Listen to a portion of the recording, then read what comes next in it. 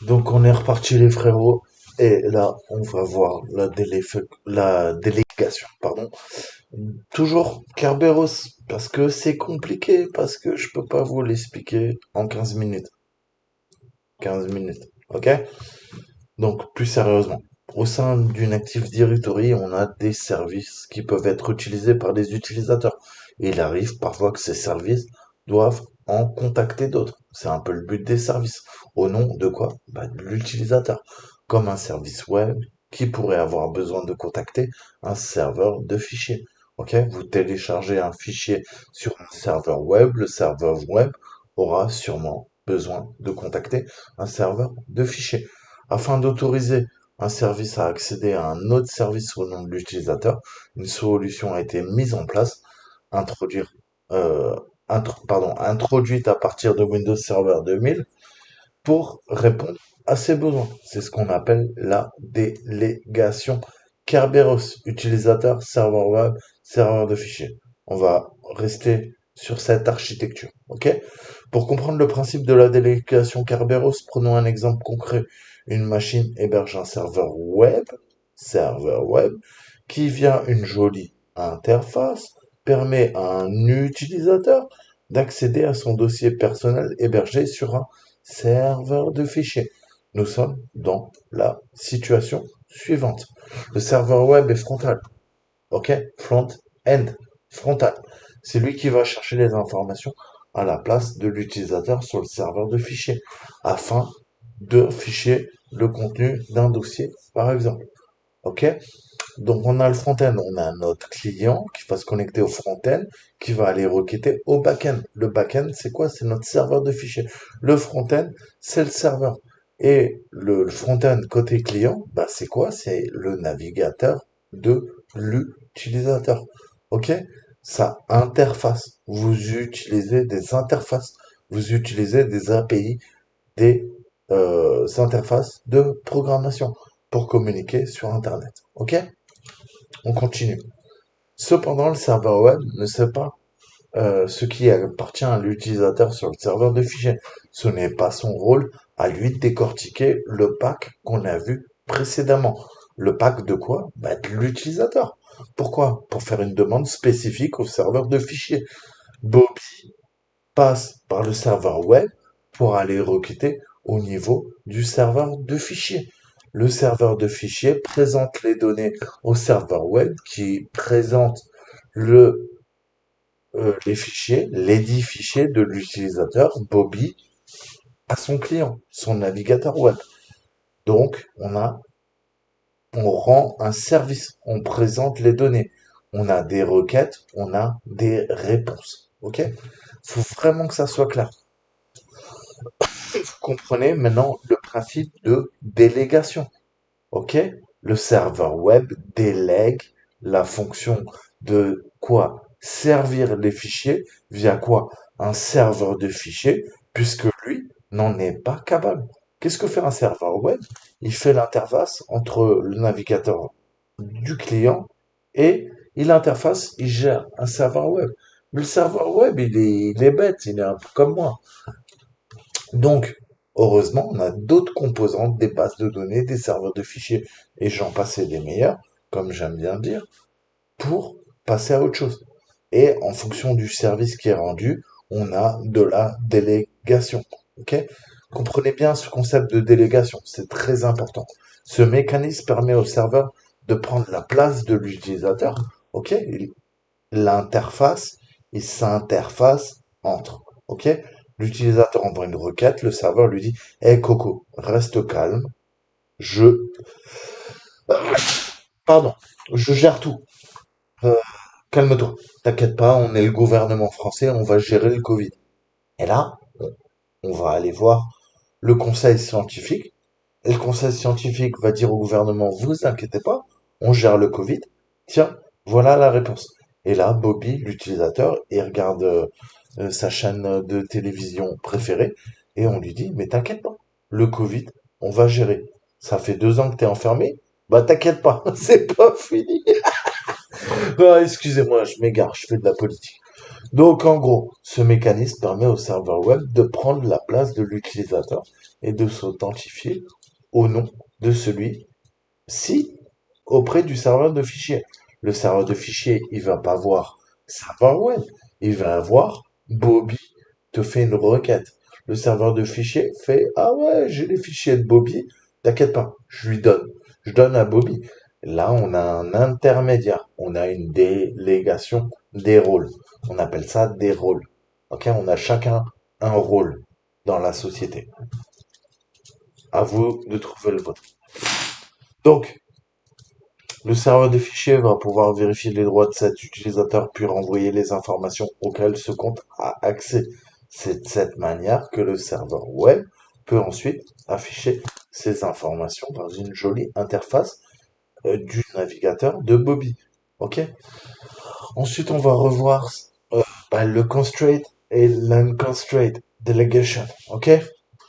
La possibilité de relayer des identifiants peut être donnée à une machine ou à un utilisateur de service, c'est-à-dire qui possède au moins un attribut SPN. Maintenant, vous savez ce que c'est que le SPN. Je ne reviens pas dessus. Allez vous faire foutre, allez voir mes vidéos. Il existe aujourd'hui 3 manières d'autoriser une machine ou un compte de service de prendre la place d'un utilisateur pour communiquer avec un autre ou plusieurs services.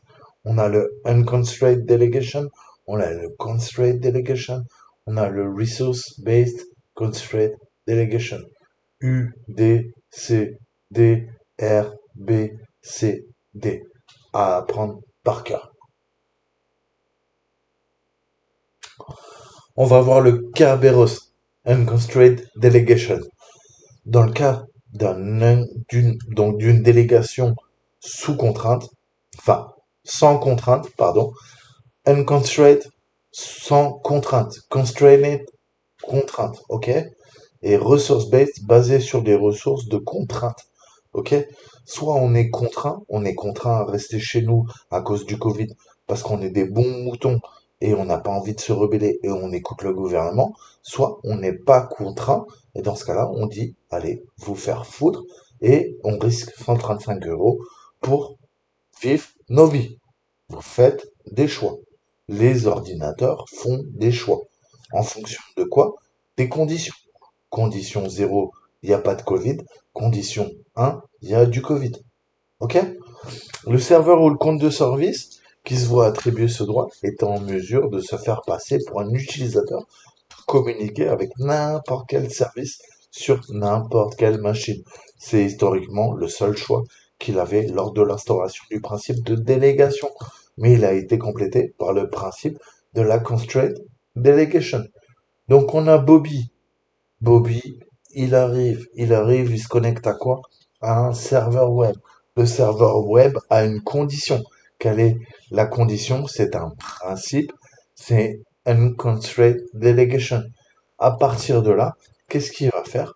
Eh ben, il va aller requêter en fonction de la condition. La condition, c'est pardon, c'est pas le Covid. C'est unconstrained delegation. OK? Trust this computer for delegation to any services. Kerberos only. Donc, faites confiance pour la délégation à n'importe quel service uniquement pour le protocole Kerberos.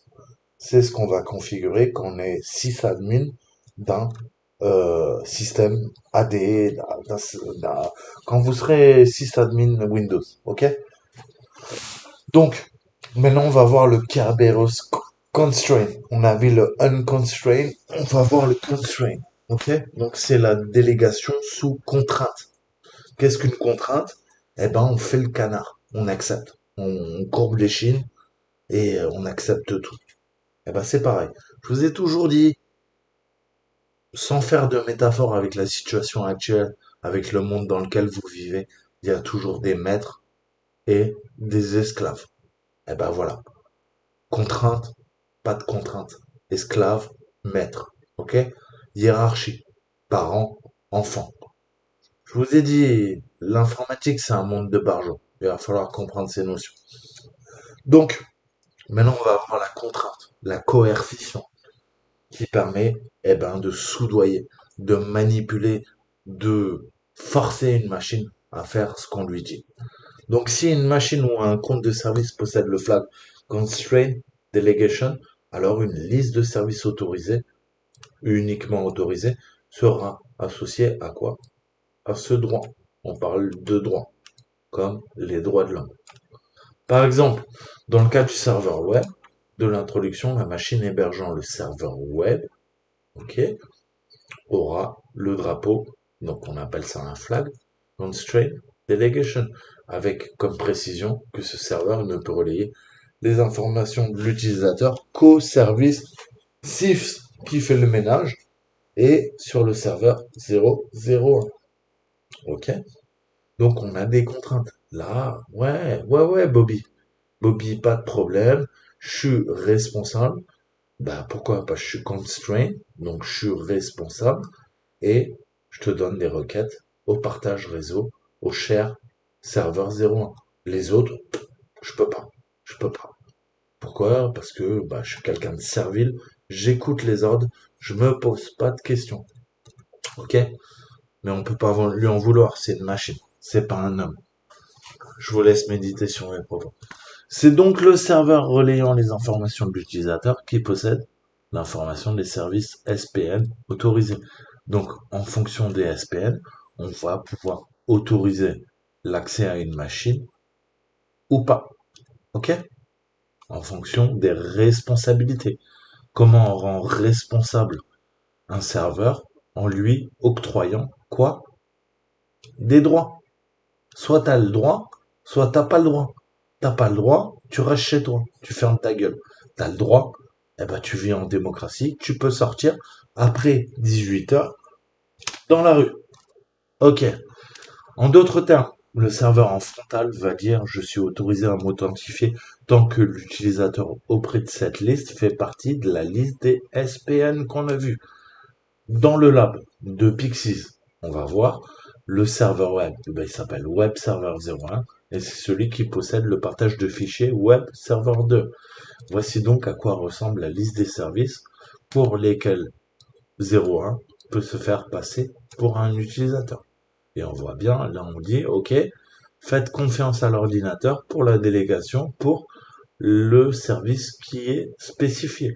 On lui met Kerberos Only et on lui dit, ok, voilà les services auxquels le compte peut avoir des mots de passe, enfin une accréditation, credential, une accréditation, et pouvoir faire les actions qui lui sont déléguées.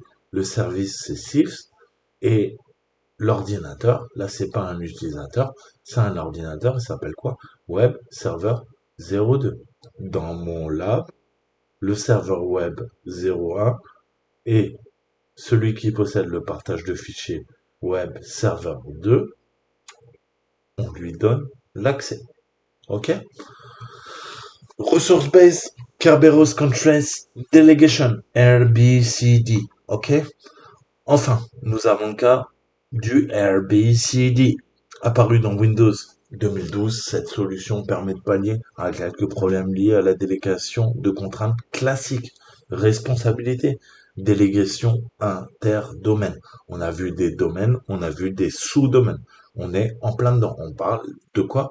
D'Active Directory, d'AD qui sont gérés par quoi? Par des DC, DC contrôleurs de domaine. J'espère que c'est clair dans vos têtes, sinon je vais vous mettre des fessées. Sans trop aller dans le détail, la responsabilité de la délégation est déplacée, ok? Donc ça c'est important.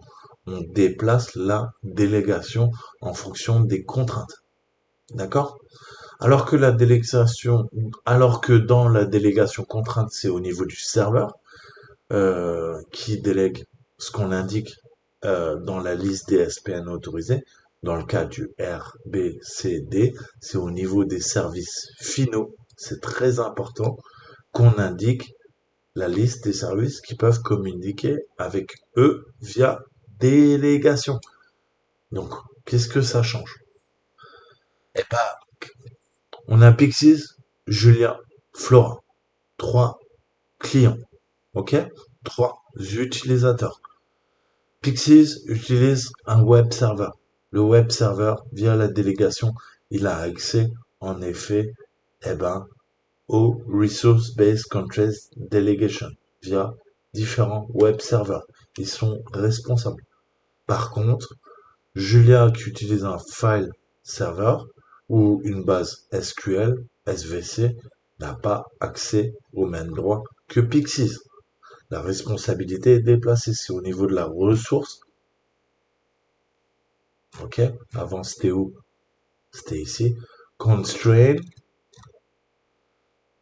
Resource-Based Constraint Delegation. Ok? Faites bien le distinguo. C'est vraiment important. D'où l'importance de connaître l'architecture d'un système. Vous pouvez pas arriver les mains dans les poches. Ça marche pas comme ça. Ok? Donc c'est au niveau de la ressource qui reçoit les connexions avec délégation que se trouve quoi? L'information de si oui ou non cette délégation est quoi? À accepter. En d'autres termes, c'est la ressource finale qui dit j'autorise cette liste de comptes à s'authentifier chez moi au nom d'utilisateur. Et ça, c'est vraiment important.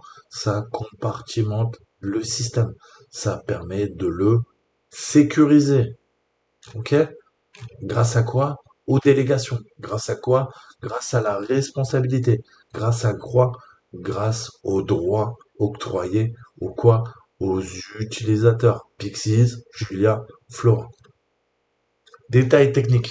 Maintenant que le principe est compris, du moins je l'espère, et moi aussi, je renchéris, nous allons détailler un peu ce process. Concrètement, comment est-ce qu'une machine ou un compte peut se faire passer pour un utilisateur auprès d'une ressource? C'est ce que nous allons voir maintenant. Les détails entre les différentes techniques sont relativement différents. C'est pourquoi chacune d'entre elles sera expliquée séparément. Accrochez-vous. It's gonna get dirty. Ok? Ça va être sale. Donc, comme nous l'avons vu, dans ce cas, le serveur ou le compte de service peut s'identifier au nom de l'utilisateur auprès de n'importe quel autre service. Pour que cela soit possible, il faut deux prérequis. Là, on parle de quoi? De Kerberos Unconstrained Delegation. Le premier est que le compte veut déléguer. Ok? Bobby délègue une tâche via l'authentification qui possède le drapeau. On parle de flag. Ok? Trust for delegation. Trust for delegation, c'est qu'il est autorisé. On lui fait confiance. Pourquoi? Pour déléguer une tâche, pour la délégation dans le système de drapeau. L'UAC, vous savez que sous Windows, c'est quoi? C'est le User Account Control. À chaque fois que vous lancez un programme, qu'est-ce que vous demande? Eh ben, le système, il vous demande, est-ce que vous voulez vraiment lancer l'application? Êtes-vous sûr? Est-ce que c'est pas une application qui est maligne et qui pourrait faire des saloperies? Tout ça est géré comment? Est géré par l'UAC. Donc, on va aller là. Il est pas trop con. Il a l'air très con. Donc là, il me l'a lancé sans l'UAC. Ok. Il a décidé de m'emmerder. Qu'est-ce que je peux lancer avec... Vas-y, casse-toi. Sous mon Windows. Allez, je vais lancer malware, anti-bit. Il se lance tout seul. Eh, mais attends, il y a un problème. Voilà. Ça, c'est quoi? C'est le contrôle de compte utilisateur. Qu'est-ce que le compte utilisateur? C'est l'UAC. Ok? Ça vous dit, vas-y, t'es sûr que tu veux bien exécuter ça en compte admin, en route. Et moi, en plus, j'ai une programmation, il faut que je fasse, voilà, une opération sur mon clavier pour être sûr que je me fais pas niquer. Euh, ok. Donc, ça, c'est l'UAC. Mais ça, je pense que vous connaissez. Donc, pour pouvoir changer cette information sur un compte de service, il faut avoir le droit si Enable Delegation Privilege, qui est la plupart du temps seulement existant pour les administrateurs de domaine. Maintenant, si vous avez vu un peu les vidéos que je vous ai faites précédemment, vous savez ce qu'est un administrateur local par opposition à un administrateur de domaine. Voici comment ce drapeau est placé sur le compte machine, au compte de service. Donc là, on est en Trust this computer for delegation, toujours for any services. Une fois placé, nous pouvons voir les drapeaux UAC et constater que Trust for Delegation est bien présent. On part du zéro, on va tout en bas. Et qu'est-ce qu'on voit? Trust for Delegation set. Ok? Donc c'est notre flag, notre argument, notre drapeau, notre paramètre. Appelez ça comme vous voulez. Et qu'est-ce qu'il a fait? Il a fait un décode UAC sur le nom, le hostname, le nom de la machine. Ok? Le deuxième est que le compte utilisateur qui va être relayé soit effectivement relayable. Pour cela, il ne faut pas que le drapeau not delegated soit positionné. Par défaut, aucun compte de l'AD n'a ce drapeau de positionné. Ils sont donc tous relayables. Not delegated, not set. Là, on était quoi? Set. Set, not set. Ok? Donc concrètement, lors des échanges avec le contrôleur de domaine tel que décrit dans l'article Kerberos Active Directory, lorsqu'un utilisateur fait une demande de TGS, vous vous rappelez, seconde étape, Kerberos TGS Request, il précisera le quoi, le SPN du service qu'il souhaite utiliser. C'est à ce moment que le contrôleur de domaine va chercher les prérequis, les deux prérequis.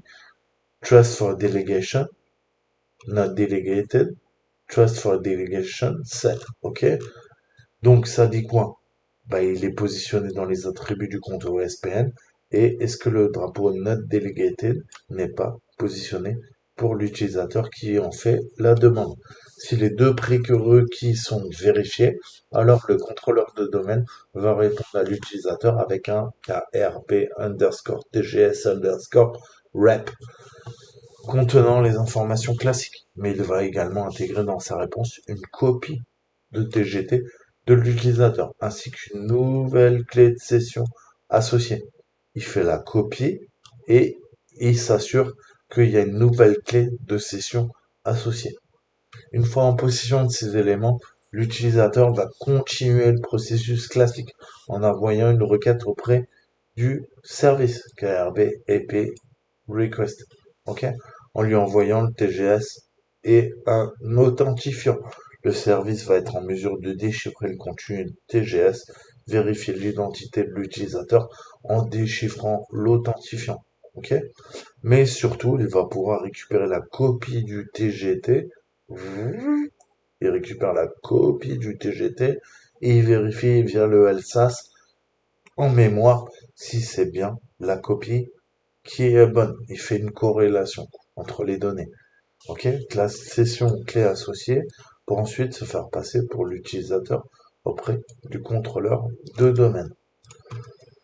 Donc en effet, maintenant en possession d'une copie TGT de l'utilisateur ainsi qu'une clé de session valide, le service peut s'authentifier auprès de n'importe quel autre service au nom de l'utilisateur en faisant une demande de TGS au contrôleur de domaine, en lui fournissant ce TGT et en chiffrant un authentifiant avec quoi? La clé de session.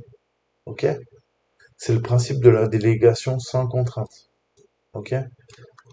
Donc, on a quoi? On a Bobby, client.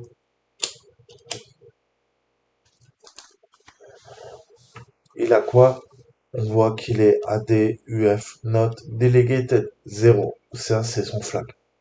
Il va requêter au KDC. Il lui demande un ticket et il vérifie son identité. Le TGT est fourni par le serveur KDC. Ok? À partir de ce ticket KDC, il fait une copie. On recommence l'opération. Et là, c'est la copie TGT et une nouvelle vérification de l'identité. On lui donne un TGS cette fois-ci. TGS qu'il va utiliser pour utiliser une copie cette fois-ci du service 1, qui lui est en Trust for Delegation. Lui, il n'avait pas l'autorisation. l'ADUF not delegated, 0. Lui, il est en 1. Il a l'autorisation. Donc on demande donc DC un TGT pour avoir un TGS qu'on va confirmer et faire une copie via le service qui lui a les autorisations pour avoir la confiance au niveau de la délégation. À partir de ça, on récupère la copie du ticket TGT et on va aller vérifier l'identité à nouveau via un TGS pour utiliser quoi? Le but, c'est que le client utilise le service A. Bobby veut utiliser le service A. Donc on voit comment ça complexifie énormément l'authentification. On a vu que c'était déjà assez complexe euh, avec le Kerberos et là on rentre encore dans une d'autres composantes. On est d'accord. Et ensuite le TGS final, il y a une nouvelle opération qui est faite, le KRB IP request et on a un KRB IP response qui est renvoyé. Donc, il y a encore beaucoup parce que là je suis en train de saturer et perdre ma voix. Allez, on continue. Vas-y, on va faire une vidéo. Bah les couilles. Donc, le Kerberos Contract Delegation. Pour la délégation contrainte ou constraint delegation, c'est une liste de SPN qui est fournie pour indiquer les ressources acceptées pour la délégation. De ce fait, le processus n'est pas le même. Le service concerné ne sera pas en possession du TGT de l'utilisateur. Sinon, il n'y a aucun moyen de contrôler ces authentifications. Un mécanisme différent est utilisé. Vous voyez bien que c'est bien plus complexe. Mettons-nous dans le cas où l'utilisateur s'authentifie auprès du service A et que ce service A doit s'authentifier auprès de la ressource B en tant que l'utilisateur.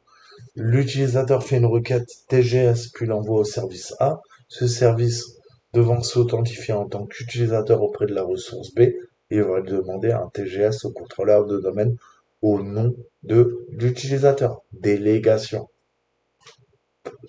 Cette demande est régie par l'extension S4U2 proxy, ça ou proxy, pour indiquer au contrôleur de domaine qu'il veut s'authentifier au nom de quelqu'un d'autre. Deux attributs sont définis dans la demande de ticket, KRB, TGS, request.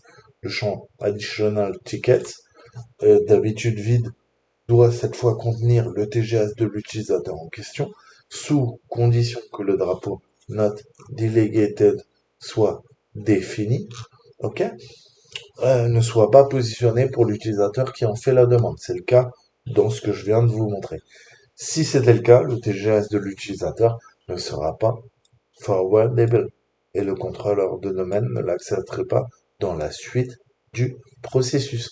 Ensuite, on a un CNAME in ADL ticket. Donc, CNAM in ADL TKT, qui doit être positionné pour indiquer au contrôleur de domaine qu'il ne doit pas utiliser l'information du serveur, mais celle du ticket présent dans Additional Tickets, le champ Additional Tickets, c'est-à-dire les informations de l'utilisateur pour lequel le service veut se faire passer. Ok? Donc vous voyez qu'il y a une suite de vérification qui est bien plus complexe. Pourquoi? Parce que au fil du temps, on se rend compte que les hackers peuvent pénétrer dans le système d'information et on essaye de complexifier le système cryptographique pour pouvoir enrayer les cyberattaques, tout simplement. C'est lors de cette demande que le contrôleur de domaine, en envoyant ces informations, va vérifier que le service a le droit de s'authentifier auprès de la ressource B au nom de l'utilisateur. Donc on va voir le constraint delegation façon classique. Dans le cas classique de la CD, quand je dis CD, c'est constraint delegation, hein, ok, j'espère que vous avez compris, mais je pense que oui. Donc quand l'information est située au niveau du service A, cette information est présente dans l'attribut MSDS allowed to delegate to, autorisé de déléguer à. L'objet, on utilise un objet, là en l'occurrence, c'est un partage service CIFS et on a un serveur qui s'appelle Web Server 02. Ok? Donc, le service A attribue ce qui spécifie la ligne SPN autorisée pour la délégation. Dans cet exemple, on a MDS, Allow to Delegate, qui contraindra, comme je vous l'ai dit, le Sys Web Server. OK? Si le SPN est bien présent, alors le contrôleur de domaine renvoie un TGS valide. La transaction est validée avec le nom de l'utilisateur pour le service demandé. Sinon, il va se faire foutre.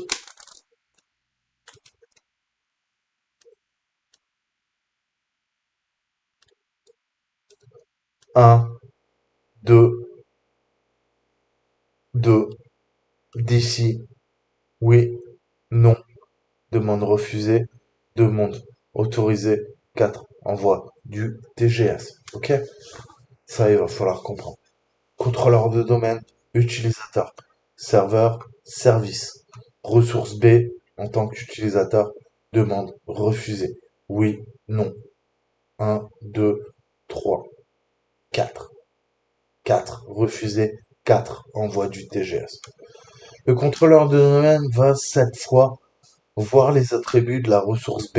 Là, on parle de RB, Resource Based Constraint Delegation, CDRB. OK? Donc, et non plus du service A. Et il va vérifier que le compte associé au service A est bien présent dans l'attribut MS allowed to act on behalf on other identity du compte lié à la ressource B. Donc, autorisé à agir à la demande d'une autre identité en anglais. Pour mettre en place la délégation sans contrainte basée sur une ressource, il faut le faire via PowerShell. OK? Allez voir, je vous mettrai les ressources. On va aller vite. Nous ajoutons un web server 01 à la liste de conscience. Web server 2, le contenu de l'attribut MDS identity est alors mis à jour. OK? Donc là, qu'est-ce qu'on voit? Eh ben, on voit la même chose, sauf que c'est la ressource B qui interagit et plus la ressource A.